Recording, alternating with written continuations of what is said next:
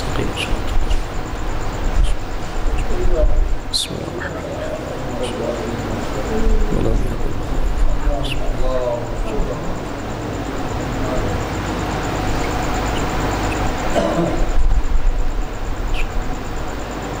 اللہ لا حول ولا قوة الا باللہ العلی العظیم اعوذ باللہ من الشیطان اللعین الرجیم بسم اللہ الرحمن الرحیم الحمدللہ رب العالمین والعاقبۃ للمتقین وجنۃ للموحدین ثم الصلاۃ والسلام والتحیۃ والاکرام سید نبینا و شفیعنا مولانا ابی القاسم محمد وعلی اہل بیتہ الطیبین الطاہرین المعصومین المنتخبین المنتجبین ولعنۃ اللہ علی اعدائہم اجمعین من یومنا ھذا الی قیام یوم الدین اما بعد فقد قال اللہ سبحانہ وتبارک وتعالی فی القرآن المجید وہو اصدق الصادقین وقولہ الحق بسم اللہ الرحمن الرحیم یا ایہا الذین آمنوا اتقوا اللہ وکونوا مع الصادقین صلوات بر محمد وعلی محمد۔ تقریباً 11:19 ہو چکے ہیں اور دو رخوں سے مجلس ہو رہی ہے، نظمی اعتبار سے تمام ہو چکی ہے اور نثری اعتبار سے شروع ہے۔ اب میں کتنی پڑھوں، کیسے پڑھوں، کتنا وقت لوں، یہ میری اپنی ذمہ داری ہے، لیکن بہرحال میں آپ کی حالات کو ملحوظ خاطر رکھتے ہوئے اور جو مجھے ممبر سے پہلے موضوع ملا ہے، دیکھیے ایک تو یہ ہوتا ہے کہ ایک دن پہلے یا 2 دن پہلے موضوع دے دیا جاتا ہے، لیکن بعض اوقات ایسا بھی ہوتا ہے قبلہ کے ممبر سے پہلے ہی موضوع دیا جاتا ہے کہ صاحب آپ اس پہ پڑھ لیجئے گا، تو موضوع فقط اتنا سا ہے، کوئی زیادہ ایسا نہیں ہے کہ بڑا مشکل ہو کہ صاحب صرف تبلیغ کیجئے گا، تو تبلیغ تو بڑی آسان ہوتی ہے۔ آسان لفظوں میں فقط 20 سے 25 منٹ کے درمیان میں چند باتیں آپ کے سامنے عرض کر کے اور میں ممبر سے نیچے آ رہا ہوں، اس کے بعد میں ماتمداری ہے، اتنا ہی وقت میرے پاس بھی ہے اور تقریباً تھکاوٹ اور وقت کے لحاظ سے یہی وقت کافی ہوگا۔ ایک صلوات بھیجے پر محمد وعلی محمد پر۔ بہرحال مسلسل جس آیہ کریمہ کی تلاوت کی جا رہی ہے اور یہ اس خمسہ مجالس کی 5ویں مجلس جو کہ ہونی طویل تھی لیکن بڑی مختصر ہو گئی، یہ مقدر کی بات ہوتی ہے۔ البتہ ابھی تک جتنی بھی میں نے آپ کے سامنے معروضات پیش کیے ہیں اور واضح و نصیحت کے اعتبار سے یا فضیلت کے اعتبار سے وہ اپنے مقام پہ بہتر، لیکن صرف 2 جملوں پہ بحث کی جا رہی تھی۔ یا ایھا الذین آمنوا، ایک تو آمنو پر اور سب سے آخر کا جملہ مع الصادقین، صادقین پر، لیکن اب جو ہے وہ بحث فقط اور فقط آمنو ہے۔ ایمان کسے کہا جاتا ہے اور صاحب ایمان کون ہوتا ہے؟ تو قرآن مجید نے ارشاد فرمایا لا تفسدوا فی الارض، تم زمین پہ فساد نہ پھیلاؤ۔ سب سے پہلی تبلیغ میں نے آپ کے سامنے پیش کر دی۔ قرآن مجید نے کہا تم زمین پہ فساد نہ پھیلاؤ، جو زمین پہ فساد پھیلائے گا وہ چاہے جو ہو مومن نہیں ہو سکتا۔ اچھا اس سے بھی اور دوسری بات لیجئے گا، میں آپ کے سامنے پیش کروں، جو لوگ زمین پہ فساد پھیلاتے ہیں وہ چاہے جو ہو مومن تو ہونا بہت دور کی بات ہے، انسان نہیں ہو سکتا، اور اگر زمین پہ فساد پھیلایا ہے تو اس کا مطلب یہ ہے وہ انسان نہیں ہے بلکہ جانور سے بدتر ہے۔ صلوات بھیجے پر محمد وعلی محمد پر۔ تو سب سے پہلی تبلیغ کیا ہے؟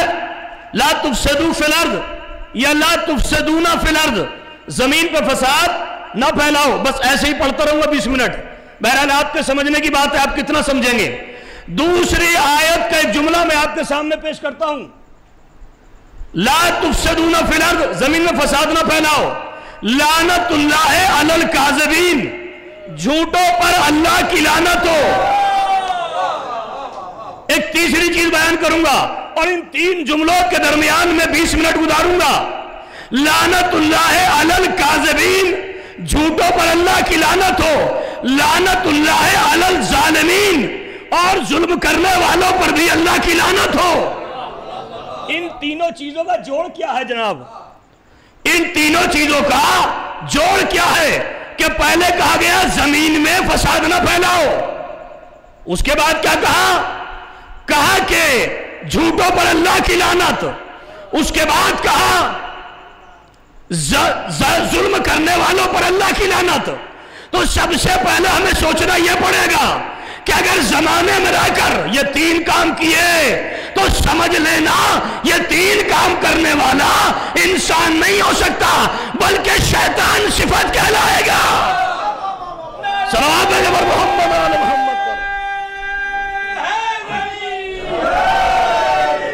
بھئیہ اگر انسان بننا ہے تو یہ تین صفتیں چھوڑنا پڑے گی، نہ جھوٹ بولنا پڑے، نہ جھوٹ بولے، نہ فساد پھیلائے، نہ ظلم کرے، اور نہ غاصب بنے، نہ غاصب بنے۔ تو لہٰذا ہمیں سب سے پہلے چاہیے اپنے نفس کو پاک کریں، اپنی طہارت کریں، اپنے آپ کو دیکھیں۔ اگر ہم اپنے آپ غدار ہیں تو دوسرے کو غدار نہ کہیں۔ اور توجہ فرمائیے گا، یاد رکھنا، ایک صلوات بھیجے پر محمد و آل محمد۔ بھائی یہ 5واں روز ہے مجھے آج، ایک اور صلوات بھیجے پر محمد و آل محمد پر۔ تو لہذا ہمیں چاہیے یہ کہ سب سے پہلے ہم اپنے گریبان میں جھانک کر دیکھیں، کہیں ایسا تو نہیں ہے کہ ہم دین کے مخالف ہیں، کہیں ایسا تو نہیں ہے ہم شریعت کے مخالف ہیں، کہیں ایسا تو نہیں ہے ہم عزاداری کے مخالف ہیں۔ اور جو عزاداری کا شریعت کا مخالف ہو جائے وہ چاہے جو ہو حسینی نہیں ہو سکتا۔ صلوات علی محمد و آل محمد پر۔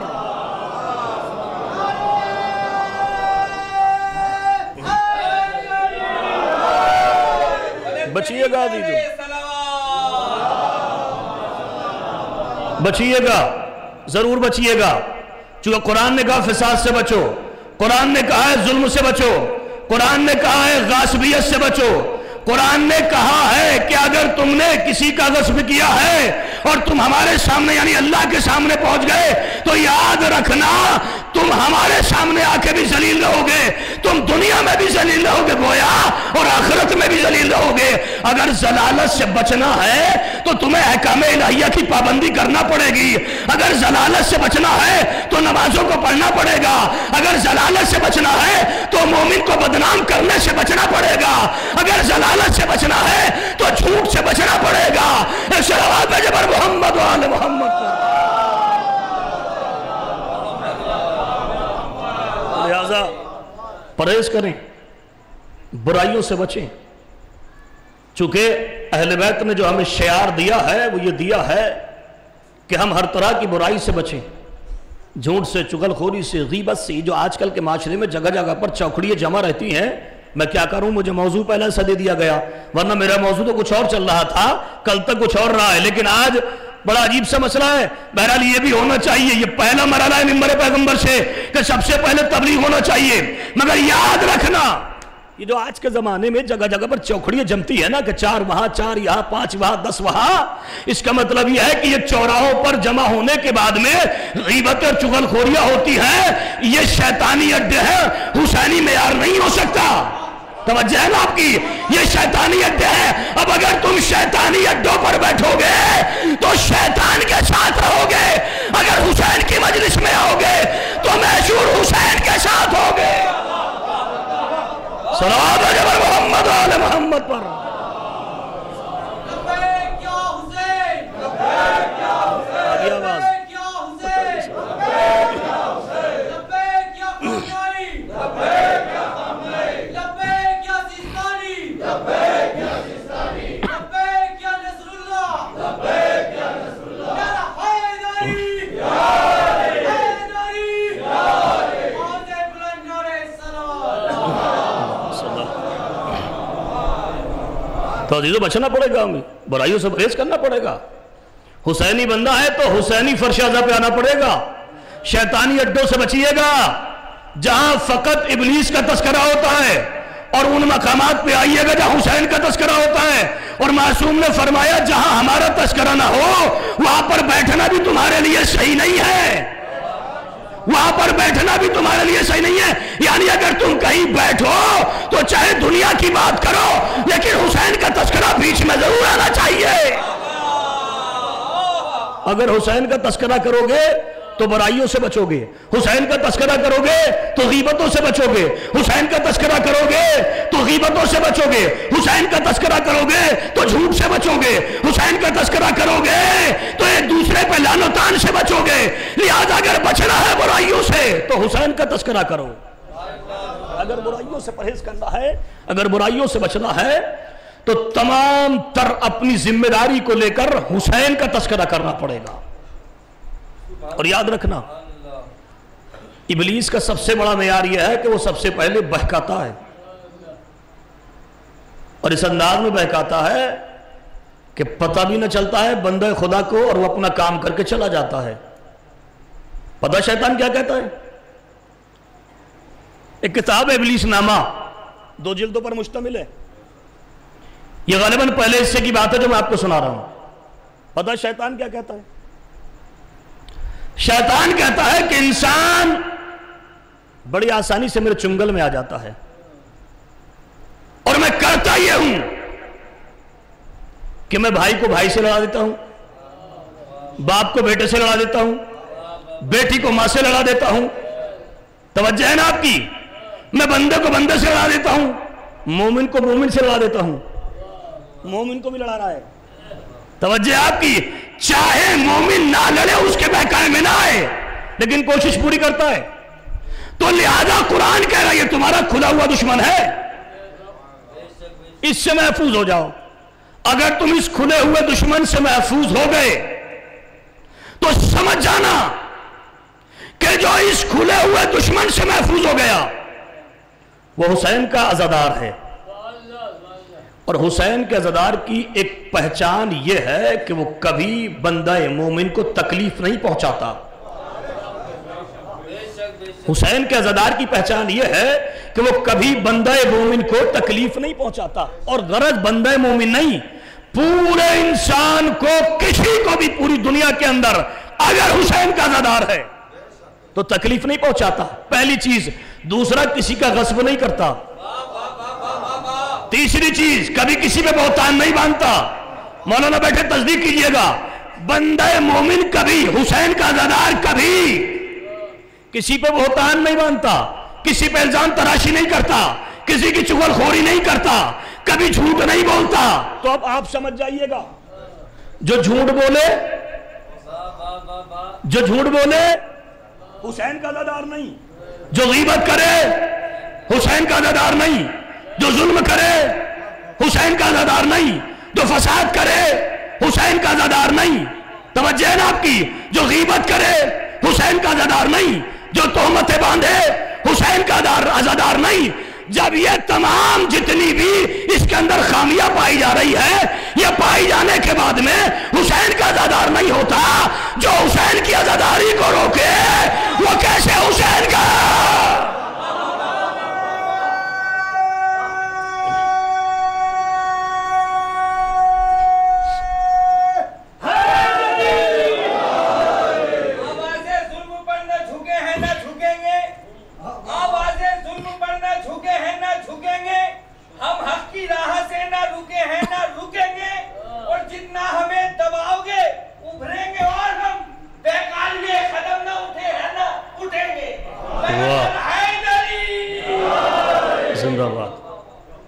تو عزیزو، ہمارا تو معیار یہ ہونا چاہیے، ہم جیے تو حسین کے لیے، مرے تو حسین کے لیے، ہماری ہر سانس حسین کے لیے ہے. لیکن یاد رکھنا، اگر ہم نے یہ کام انجام دیے جو میں نے ابھی آپ کے سامنے شمار کیے ہیں تو وہ چاہے جو حسینی نہیں ہو سکتا. اور یہ بھی مسلم بات ہے. ہاں دیکھو، یہی ہوتا ہے. ابھی بات سامنے آ گئی کہ شیطان کہیں نہ کہیں کچھ نہ کچھ کر دیتا ہے تو وہ جو ہماری نگاہیں ہوتی ہیں نا وہاں پہنچ جاتی ہیں. توجہ ہے نا آپ کی؟ تو یہ کرتا ہے، یہ ورغلاتا ہے کہیں نہ کہیں کچھ نہ کچھ، جبکہ ہماری کوئی اس میں مسئلہ نہیں ہے، لیکن وہ کرتا ہے اپنی طرف متوجہ کرانے کے لیے. ایسا ہی ہوتا ہے ادائے حسینی میں بھی اور نماز میں بھی، انسان کو ورغلا دیتا ہے شیطان. کیسے؟ کہا چلیے گا ابھی تو مرثیہ ہو رہا، بعد میں چلے جائیں گے. ارے ابھی تو پیشخانی ہو رہی، بڑی لمبی پیشخانی ہوگی، تھوڑا سا اور ٹھہر کے چلے جائیں گے. ہم نے مجلس کو 3 حصوں پہ تقسیم کر لیا جناب. 3 حصوں پہ. ایک ایسے لوگ ہیں جو مرثیہ پہ آتے ہیں، اور ایک ایسے لوگ ہیں جو مولانا ممبر پہ آئیں گے تب جائیں گے، اور کچھ ایسے لوگ ہیں جو تبرک بیٹھے گا تبرک لینے کے لیے آئیں گے. اب آپ انصاف سے بتائیے گا کس کے نصیب میں کیا ہے، کس کے نصیب میں کیا ہے. اگر مرثیہ سے آیا ہے اور آخری اختتام تک ہے تو ذہ نصیب، اس کے لیے بلند مرتبہ. اور اگر فقط تبرک کے لیے آیا ہے تو یہ روحانی تبرک اسے نہیں ملے گا، وہ تبرک ملے گا جو اس کے جسم کو پالے. پوری مجلس کرنے والے کے لیے وہ تبرک ملے گا جو اس کے جسم کو بھی پالے اور اس کی روح کو بھی پالے. صلوات علی محمد و آل محمد.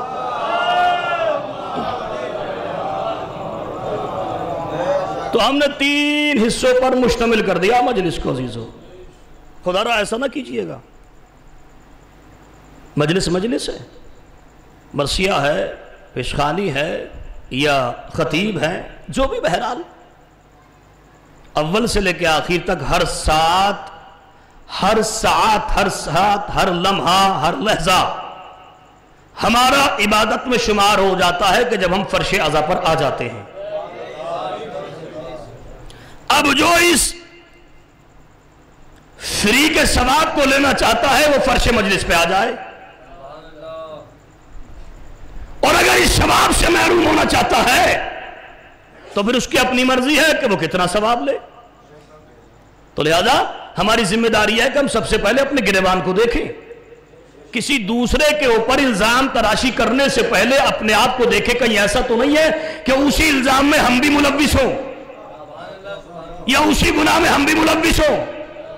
ہم تو نماز پڑھتے نہیں، دوسروں کو دعوت دے رہے ہیں آئیے مسجد آئیے. کوئی یہ نہ کہے گا مولانا صاحب کیا بات کر رہے ہیں، آپ تو مسجد میں جاتے نہیں ہیں اور ہمیں مسجد میں لے کے جا رہے ہیں. کہ آئیے مجلس میں آئیے. کہ مولوی صاحب کبھی ہم نے آپ کو فرش عزا پہ نہ دیکھا، آپ کہہ رہے ہیں مجلس میں آئیے. آئیے ماتم میں آئیے. کہ ہم نے کبھی آپ کو ماتم کرتے ہوئے نہ دیکھا، آپ کہہ رہے ہیں کہ ماتم میں آئیے. تو ایسا نہیں ہونا چاہیے. پہلے اپنے آپ انجام دے پھر اس کو بھی بلائیں. اگر ہم کسی پہ الزام دیں تو اس الزام دینے سے پہلے اپنے آپ کو دیکھنا چاہیے کہ ہم کہیں بد کردار تو نہیں ہیں. اور آل محمد کبھی کسی بد کردار کو پسند نہیں کرتے. آل محمد کبھی کسی غدار کو پسند نہیں کرتے، چاہے وہ غدار کسی مومن کے ساتھ میں غداری کرے یا حسین کے ساتھ میں غداری کرے.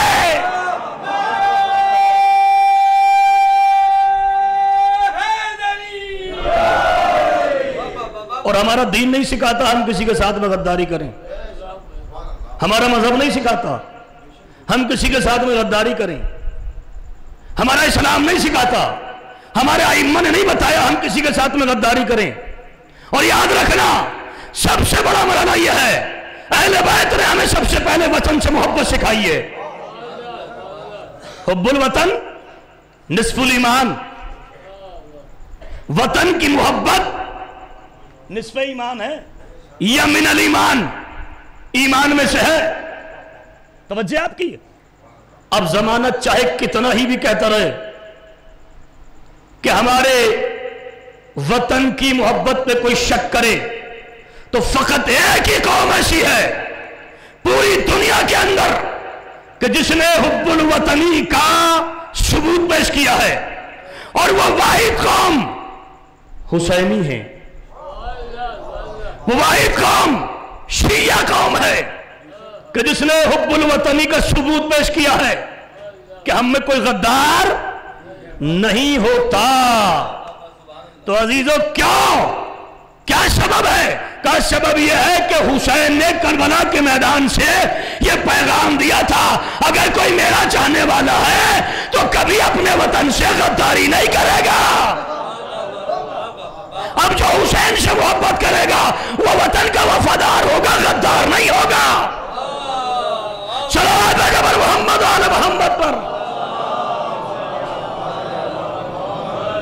اسی وجہ سے تو ہم اپنے ہندوستان وطن سے محبت کرتے ہیں، ہم اپنی جان قربان کرنے کو تیار ہو جاتے ہیں، لیکن وطن پہ آنچ نہ آئے چکے حسین نے سکھایا ہے۔ تو عزیزو، ہمیں اپنی تربیت کرنی چاہیے، ہمیں اپنے معیار کو دیکھنا چاہیے، ہمیں اپنی منزل کو دیکھنا چاہیے کہ ہماری منزل کیا ہے۔ وقت تمام ہوتا چلا جا رہا ہے، بس چند لمحے اور اس کے بعد میں رکھتے مسائب، اس کے بعد میں ماتمداری ہے۔ میں یہ نہیں چاہتا کہ میری وجہ سے کسی کو کوئی تکلیف پہنچے کہ صاحب اتنی لمبی تقریر ہو گئی تھی۔ البتہ میرا جو مسئلہ تھا وہ یہی تھا کہ تقریباً 1 گھنٹہ پڑھوں گا، چونکہ 2 دن سے 1 گھنٹہ پڑھ رہا تھا، 1 گھنٹہ 7 منٹ روز کا یہی مرحلہ ہو رہا تھا ان 2 جو تاریخیں گزری ہیں، لیکن آج بھی یہی معیار بنا کے آیا تھا، مگر موضوع بھائی صاحب نے ایسا دے دیا، کیا کیا جائے۔ تو بہرحال اور وقت بھی اتنا نہیں ہے کہ زیادہ طویل گفتگو کی جائے۔ البتہ 2 جملے سنیے گا۔ حسین مظلوم کربلا نے کربلا کے میدان میں جو قربانیاں پیش کی ہیں وہ کس لیے؟ میں مسائب نہیں پڑھ رہا ابھی، میں نے کہا 2 جملے سنیے اس کے بعد میں مسائب سنیے گا۔ کربلا کے میدان میں حسین مظلوم کربلا نے جو قربانی پیش کی ہے وہ کس لیے؟ کوئی تو جواب ہوگا۔ ہم آپس میں لڑیں اس لیے، ایک دوسرے سے کدورت رکھیں اس لیے، ایک دوسرے سے بغض رکھیں اس لیے، ایک دوسرے سے طعنہ کشی اس لیے،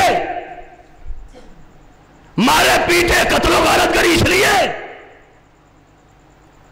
کس لیے قربانی پیش کی میں مظلوم کربلا نے؟ کہا اس لیے کہ مومن مومن کو پہچانے، بھائی بھائی کی حیثیت کو جانے، بیٹا باپ کا احترام کرے، بیٹی ماں کا احترام کرے، بھائی بہن کا احترام کرے۔ توجہ ہے۔ اور کلی جملہ جو میں اول سے لے کے آج 5ویں مجلس میں بھی اسی جملے کو دہرا رہا ہوں کہ حسین نے جو قربانیاں پیش کی ہیں اس لیے کہ انسانیت بچ جائے۔ یہی تو ہے، انسانیت بچ جائے۔ اب آپ سمجھیے گا، جہاں جہاں بھی انسانیت پائی جائے وہاں حسین کا فضل و کرم ہے، وہاں حسین ہے۔ جملہ سوچئے گا، فکر کیجئے گا کہ جہاں جہاں انسانیت پائی جا رہی ہے اس کا مطلب یہ ہے کہ وہاں حسین ہے، چاہے کسی مسلک میں ہو، چاہے کسی دھرم میں ہو، چاہے کسی فرقے میں ہو۔ اور اگر جہاں جہاں حسینیت نہ پائی جا رہی ہے، انسانیت جہاں جہاں انسانیت نہ پائی جا رہی ہے، چاہے وہ اپنائی کیوں نہ ہو، وہاں حسین نہیں پائے جاتے۔ توجہ ہے، میں نے بڑا عجیب جملہ کہا آپ کے سامنے، چاہے اپنائی کیوں نہ ہو، اگر انسانیت نہیں پائی جا رہی تو وہاں حسین نہیں پائے جا رہے۔ چونکہ امام مظلوم کربلا نے جو قربانی پیش کی ہے وہ انسانیت کو بچانے کے لیے کیا۔ عزیز بڑی قربانیاں پیش کی ہیں عزیزوں امام مظلوم کربلا۔ میں بھائی خود ہی آ رہا ہوں، مسائب پہ اشارہ نہیں کیجیے گا، صلوات بھیجے پر محمد وآل محمد پر۔ ہے ٹائم ابھی؟ نہیں، اب نہیں ہے۔ بہرحال حسین اس منزل کا نام ہے کہ جہاں انسان اگر آ جائے تو اس کی یہ زندگی کامیاب ہو جاتی ہے۔ امام عالی مقام نے کربلا کے میدان میں، یعنی یوں کہوں کہ زہرا کے لال نے اپنا بھرا گھر دے دیا۔ زہرا کے لال نے بڑی قربانیاں پیش کی ہیں، اون محمد کے لاشیں، قاسم کی لاش کے ٹکڑے، علی اصغر کا جنازہ، کڑی الجوان بیٹے کے سینے سے سینہ کا کھینچنا، اور یہ کہتے ہوئے کھینچنا، میرے لال تیرا باپ غریب ہو گیا، میرے لال آج تیرا بابا غریب ہو گیا۔ مولا کیوں؟ इसका मतलब यह है कि जिसका जवान बेटा चला जाए उसका बाबा गरीब हो जाता है। अजीज तारीख कहती है हुसैन मजलूम करबला या को तनहा रह गए। मैं इमाम गरीबुल वतन शहजादे हजरत इमाम हुसैन अलैहिस्सलाम यानी जहरा के लाल की शहादत पेश करना चाहता हूं आज, और इस शहादत से करीब वो मिलाऊंगा कि जो इस वक्त के तारीख के लिहाज से होना चाहिए। गरीब ज़हरा तन्हा बचा। तारीख कहती है हुसैन मजलूम करबला आखिरी रुखसत के लिए खेमे के करीब आए। अक्सर और बेशतर मैं इस रिवायत को पेश करता हूं, लेकिन आप सुनिएगा, न मैं आपको रुला सकूंगा और न कोई दीगर खतीब, लेकिन आपको रुलाएगी तो हुसैन की मोहब्बत रुलाएगी, आपको रुलाएगी तो तसव्वुर मुसीबत रुलाएगी। अजीज़ो तारीख कहती है हुसैन तन्हा है। आए, आने के बाद में दरे खेमे से करीब आवाज दी, रुकैया हमारा आखिरी सलाम हो, ज़ैनब हमारा आखिरी सलाम हो, उम्मे कुलसूम हमारा आखिरी सलाम हो, सकीना हमारा आखिरी सलाम हो। हुसैन ये कहने के बाद में जुलजना पे सवार हुए और मख्तल की तरफ जाना चाहते हैं। अजीज़ो तारीख कहती है एक मर्तबा जुलजना चलते चलते रुक गया। मेरे मौला ने कहा जुलजना मैं समझ रहा हूं तू भी थक गया, बस ये आखिरी सवारी है, इसके बाद में कोई सवारी नहीं होगी। अजीज़ो तारीख कहती है जुलजना ने ज़बाने बेज़बानी से अपने आका से कहा मौला मैं थका नहीं हूं, लेकिन आप जरा मेरे सुमो की तरफ देखिएगा, आपकी 4 साल सकीना अरे मेरे सुमो से लिपट के एक जुमला कह रही है, ए जुलजना मेरे बाबा को न ले जा। अजरकुमुल्लाह, जुलजना मेरे बाबा को न ले जा। अभी तक जो भी गया है वो वापस नहीं आया है। जुलजना मेरे बाबा को न ले जा, अरे मैं यतीम हो जाऊंगी। एक मर्तबा हुसैन जीन से आए, आने के बाद में सकीना को आगोश में लिया, एक मर्तबा जलती हुई खाक पर लेट गया हुसैन और एक आखिरी सांस ली। ठंडी सांस लेने के बाद में क्या कहा, ए मेरी बेटी चाहती क्या है, बाबा आखिरी मर्तबा आपके सीने पे सो जाऊं। अल्लाह जाने हुसैन करबला की जमीन पे अरे गर्म रेत पे कैसे लेटा होगा। सकीना की आंख लग गई। जज़ाकुमुल्लाह जज़ाकुमुल्लाह अजीजो। उसके बाद एक लम्हे के लिए जैसे ही सकीना की आंख लगी, एक मरतबा इफाका हुआ, उठने के बाद में जुमला का बाबा खुदा हाफिज। सकीना ने बाबा को खुदा हाफिज किया। रिवायत को मुख्तसर कर रहा हूँ। हुसैन मैदान कारदार में पहुंचे, अली का शेर था ना, एक मरतबा बड़ी घुमसान की जंग की है, बड़ी घुमसान की जंग की है, लेकिन कहाँ तक लड़ता हुसैन, 3 दिन का भूखा प्यासा, अरे करबला के मैदान में तना। आवाज खुदरत आई, हुसैन हमने शजाअत के जौहर देख लिए, अब अपने सब्र के जौहर दिखाइएगा। हुसैन ने तलवार को नियाम में रखा, फौज अशकिया सिमट के आ गई। कोई तीर मारता था, कोई भाला मारता था, कोई नेजा मारता था, कोई खंजर मारता था, कोई पत्थर मारता था। अगर किसी के पास कुछ नहीं होता था, करबला की गर्म खाक उठाकर हुसैन के जख्मों पे अल्लाह हुसैन के जख्मों पे मारता था। अजीज़ो तारीख कहती है हुसैन जीन पे डगमगाने लगे, हुसैन जीन से जमीन पे आए। मैं रिवायत को मुख्तसर कर रहा हूँ। हुसैन जीन से जमीन पे आए, एक मरतबा हुसैन तीरों पर मुअल्लक हो गए। एक मरतबा क्या देखा, उजड़ी हुई माँ अपनी आगोश को फैला के एक जुमला कह रही थी, आजा मेरे लाल, अरे अपनी माँ की आगोश में आजा। अजरकुमुल्लाह। अजीज़ा तारीख कहती है उधर से शिम्र खंजर लेकर चला, कुंद खंजर करना शुरू किया।